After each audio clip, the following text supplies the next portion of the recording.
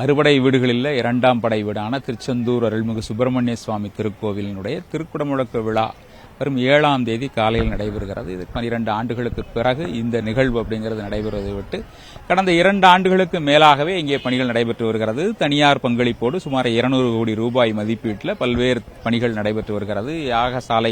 இந்த யாகசாலை பூஜைகள் தற்போது துவங்கியுள்ள நிலையில் கோவிலுக்கு தேவையான அடிப்படை அந்த வசதிகள் செய்வதற்கான பணிகள் நடைபெற்று வந்திருக்கிறது. நிறைவடையும் தருவாயில அந்த பணிகள் இருக்கிறது.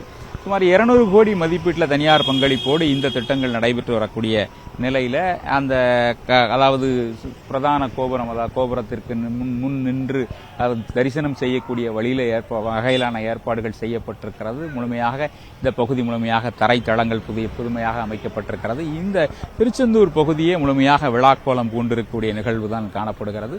புதிதாக இந்த கோவிலுக்கான அலுவலகம் கட்டப்பட்டிருக்கிறது. சுமார் 200 கோடி மதிப்பில் பக்தர்கள் தங்குவதற்கான வசதிகள் செய்யக்கூடிய பணிகள், கோவில் கும்பாபிஷேகத்திற்கான பணிகள் என பல்வேறு திட்டப் பணிகள் நடைபெற்று வந்திருக்கக்கூடிய நிலையில் தற்போது நிறைவடையக்கூடிய தருவாயில இருக்கிறது. இந்த கோவிலுடைய குடமுழுக்கு விழா அப்படிங்கிறது அதற்கான யாகசாலை பூஜைகள் இன்று காலையில திருமண் எடுத்தல், புனித நீர் எடுத்தல் உள்ளிட்ட பணிகள் துவங்கி இருக்கிறது. மாலை 5 மணிக்கு யாகசாலை முதலாவது யாகசாலை பணிகள் தொடங்க இருக்கிறது. 12 கால பூஜைகள் நடைபெறக்கூடிய முதலாவது அந்த யாகசாலை பூஜைகள் அப்படிங்கிறது மாலை 5 மணிக்கு துவங்கி இருக்கிறது. இன்று காலையில விநாயகருக்கான அந்த வேள்வி அப்படிங்கிறது நடைபெற்று இருக்கிறது. இந்த பணிகள் இறுதிக்கட்டத்தை எட்டியிருக்கக்கூடிய நிலையில இந்த இறுதிக்கட்ட பணிகளை தற்போது நம்ம பார்க்க முடியும். பிரதான பகுதி கோயிலினுடைய நுழைவு வாயில் பகுதியில் பிரம்மாண்டமான அந்த கோபுரம் நுழைவு வாயில் கோபுரம் அமைக்கப்பட்டிருக்கிறது. அதற்கான வர்ணம் தீட்டும் பணியில ஏராளமான பணியாளர்கள் ஈடுபட்டிருக்கிறார்கள். இன்னும் 5 நாட்களே இருக்கக்கூடிய நிலையில இறுதிக்கட்ட பணிகள் வெகு வேகமாக விமர்சையாக நடைபெற்று வருகிறது. இந்த யாகசாலை பூஜை பணிகள் மாலை 5 மணிக்கு துவங்கி வரக்கூடிய நிலையில பல்வேறு கட்ட பணிகளும் தொடர்ந்து நடைபெற்று வருகிறது. வரக்கூடிய சாலைகள் புதுப்பிக்கப்பட்டிருக்கிறது. சாலைகள் சற்று அகலப்படுத்தப்பட்டு புதுப்பிக்கப்பட்டு புதிய சாலைகள் அமைக்கப்பட்டிருக்கிறது. அனைத்து பணிகளும் விறுவிறுப்பாக நடைபெற்று வரக்கூடிய நிலை அப்படிங்கிறது காணப்படுகிறது. ஏராளமான பக்தர்கள் தற்போதே சுவாமியை தரிசனம் செய்துவிட்டு திரும்பக்கூடிய காட்சிகளையும் நம்ம பார்க்க முடியும். திருச்செந்தூர் முழுமையாக விழாக்கோலம் போன்றிருக்கக்கூடிய நிலையில இந்த திருச்செந்தூரை பொறுத்த வரைக்கும் ஏராளமான பக்தர்கள் சுவாமி தரிசனம். எந்த ஊர்ல இருந்து வரீங்க? நாங்கள் ஆனமலையில இருந்து வரோம், பொள்ளாச்சி. சுவாமி தரிசனம் பண்ணியாச்சு. கும்பாபிஷேகம் நடக்கக்கூடிய தெரியுமா உங்களுக்கு? தெரியும். எந்த அளவுக்கு பணிகள் இருக்கு? இதுக்கு முன்னாடி பணி எல்லாம் சிறப்பாக தான் இருக்குங்க. இதுக்கு முன்னாடி விட நல்லா தான் பண்றாங்க. சுவாமி தரிசனம் பண்ணியாச்சு. எவ்வளவு நேரம் ஆகுது சாமி தரிசனம் பண்ணா ஒரு மணி நேரம் ஆகுது. நீ சொல்லுங்கம்மா, இந்த கோயிலுக்கு வரது மற்ற கோயிலோட இந்த கோயில் என்ன சிறப்புன்னு நினைக்கிறீங்க? செந்திலாண்டவர் தான் சிறப்பு. இந்த கோயிலை பொறுத்த வரைக்கும் அறுபடை வீடுகள் இருக்கு. அறுபடை வீடுகள்ல இந்த 2ஆம் படை வீடுகள் மற்ற படைகளோடு எப்படி வித்தியாசம்?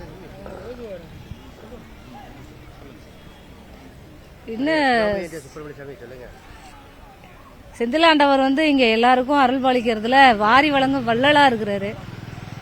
மிகப்பெரிய தமிழ்நாட்டுல இருக்க அத்தனை ஜனங்களும் இங்க செந்திலாண்டவர் தரிசித்து வரும்போது இங்க மிகப்பெரிய சிறப்புல இருக்கிற கோயில். அதனால எல்லாரோட பார்வையும் இங்க உற்று நோக்கி இருக்கிறாங்க. கும்பாபிஷேக பணிகள் நடக்கிறது தெரியுமா? பணிகள் எப்படி நடந்துட்டு இருக்கு? மிகவும் சிறப்பா இருக்கு. எனக்கு தெரிஞ்சு இந்த அளவுக்கு ஒரு ஆன்மீகத்துக்கு கவர்மெண்ட்ல இவ்வளோ முக்கியத்துவம் கொடுத்து பண்றது என்னோட விவரம் தெரிஞ்சு நான் இப்பதான் இந்த அளவுக்கு சிறப்பா பார்த்துட்டு இருக்கேன். மிக சிறப்பாக பணிகள் நடைபெற்று வருவதாக ஆனைமலையில் இருந்து வந்த அந்த நபர் சொல்லக்கூடிய நிலையில பல்வேறு பணிகள் மிக சிறப்பாக நடைபெற்று வருகிறது.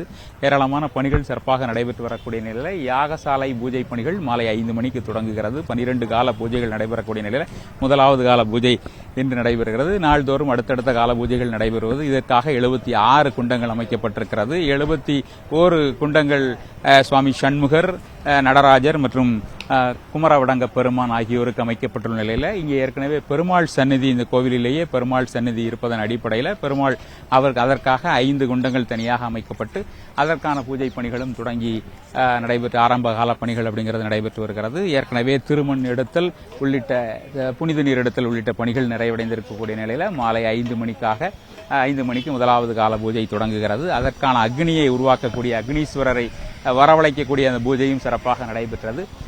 தொடர்ந்து பார்த்தோம் அப்படின்னா 12 கால பூஜையில ஒவ்வொரு கால பூஜையிலும் சிறப்பாக நடைபெறக்கூடிய நிலையில் 49 குண்டங்கள் சுவாமி சண்முகருக்காக அமைக்கப்பட்டிருக்கிறது. 5 குண்டங்கள் நடராஜருக்காகவும் 5 குண்டங்கள் குமரவடங்க பெருமானுக்காகவும் அமைக்கப்பட்டிருக்கிறது. பரிவார மூர்த்திகளுக்காக 12 குண்டங்கள் அமைக்கப்பட்டிருக்கக்கூடிய நிலையில் 150 சிவாச்சாரியர்கள் அதற்கான பணியை மேற்கொண்டு வருகிறார்கள். சிவாச்சாரியர்கள் திருச்செந்தூர் மட்டுமல்லாது திருப்பரங்கனம் உள்ளிட்ட முருகனின் மற்ற படை வீடுகளிலிருந்தும் வரவழைக்கப்பட்டிருக்கிறார்கள். வரவழைக்கப்பட்டு அதற்கான பணிகளை செய்து வருகிறார்கள். 5 குண்டங்கள் பெருமாள் சந்நிதியில் இருக்கக்கூடிய பட்டாச்சாரியர்கள் அதற்கான பணிகளை மேற்கொண்டு வரக்கூடிய நிகழ்வு அப்படிங்கிறது நடைபெற்று வருகிறது. இதற்கான இறுதி கட்ட பணிகள், அதாவது இந்த பணிகள் இறுதிக்கட்ட பணிகள் தற்போது நடைபெற்று வருகிறது. 5 நாட்களுக்குள் இந்த பணிகள் முழுமையாக முடிவடையும் என எதிர்பார்க்கப்படுகிறது.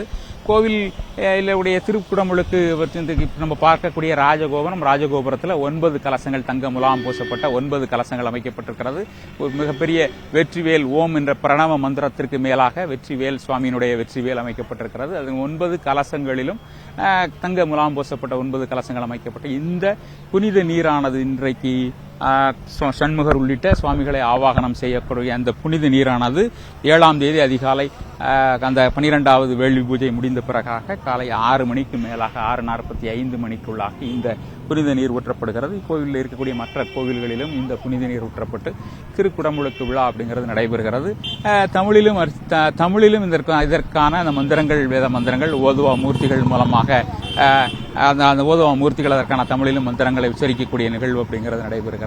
இதனை தமிழக இந்து சமய அறநிலையத்துறை அமைச்சர் சேகர் பாபு இங்கேயே முகாமிட்டு இந்த பணிகளை நடத்தி வருகிறார். இந்த பணிகள் நிறைவடைந்து திருக்குடமுழுக்கு விழா அப்படிங்கிறது மிகச் சிறப்பாக நடைபெற்று வருகிறது. கோவிலில் தேவையான யாத்திரிகர்கள் தங்கும் இடம் மட்டுமல்லாது தேவையான அனைத்து அடிப்படை வசதிகளும் செய்யப்பட்டிருக்கிறது. சிறு பூங்காக்கள் அமைக்கப்பட்டிருக்கிறது. மக்கள் இங்கே தங்கியிருப்பதற்கான வசதிகள் செய்யப்பட்டிருக்கிறது. அதோடு மட்டுமல்லாமல் 8000 சதுரடியில் அந்த யாகசாலை பணிகள், 76 குண்டங்கள், 700க்கும் மேற்பட்ட தீர்த்த குடங்கள் அமைக்கப்பட்டிருக்கிறது. இதற்கான புனித நீர் பணிகள் முழுமையாக முடிவடையக்கூடிய நிலையில் 7ஆம் தேதி காலையில் அந்த திருக்குடமுழுக்கு விழா அப்படிங்கிறது மிக சிறப்பாக நடைபெறும். சுமார் 2 லட்சம் பக்தர்கள் வரை வருவார்கள் என எதிர்பார்க்கக்கூடிய நிலையில் அதற்கான சிறப்பு ஏற்பாடுகள் செய்யப்பட்டிருக்கிறது. திருநெல்வேலியிலிருந்து சிறப்பு ரயில் இயக்குவதற்கான நடவடிக்கை எடுக்கப்பட்டிருக்கிறது. காலை 10 மணிக்கு திருநெல்வேலியில் கிளம்பக்கூடிய இந்த ரயில் 11:20 மணிக்கு இங்கேயும், இங்கிருந்து மீண்டுமாக திருச்செந்தூரிலிருந்து திருநெல்வேலிக்கும் இந்த சிறப்பு ரயில் இயக்கப்படுகிறது. 400க்கும் மேற்பட்ட சிறப்பு பேருந்துகளை இயக்குவதற்கான நடவடிக்கைகள் எடுக்கப்படுகிறது. இறுதிக்கட்ட பணிகள், வர்ணம் பூசல் போன்ற இறுதிக்கட்ட பணிகளை தொழிலாளர்கள் செய்து வருகிறார்கள். திருச்செந்தூர் முழுமையாக வண்ண விளக்குகளால் அலங்கரிக்கப்பட்டிருக்கிறது. முழுமையாக வரவேற்பு வளைவுகள், வண்ண விளக்குகள் என இந்த பகுதியே முழுமையாக விழாக்கோலம் பூண்டிருக்கிறது என்பதுதான் நிதர்சனமான உண்மையாக இருக்கிறது.